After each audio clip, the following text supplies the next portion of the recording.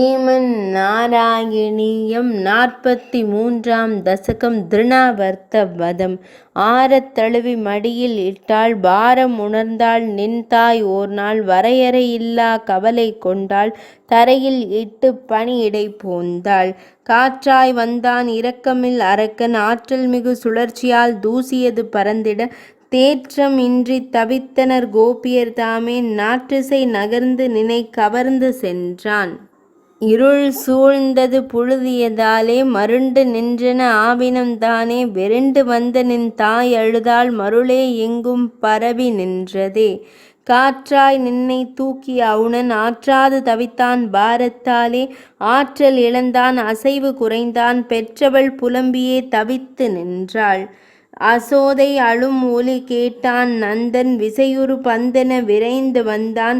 அசைய ஒண்ணா அரக்கன் உன்னை தசையால் தள்ள முயன்றே விழுந்தான். அழுது புலம்பிய ஆயர் அவுணன் விழுந்து கிடந்தது கண்டார் வெளியே. குழந்தை நீயே கழித்தது பார்த்தார் குலைந்தது மனமே வியப்பால் தானே.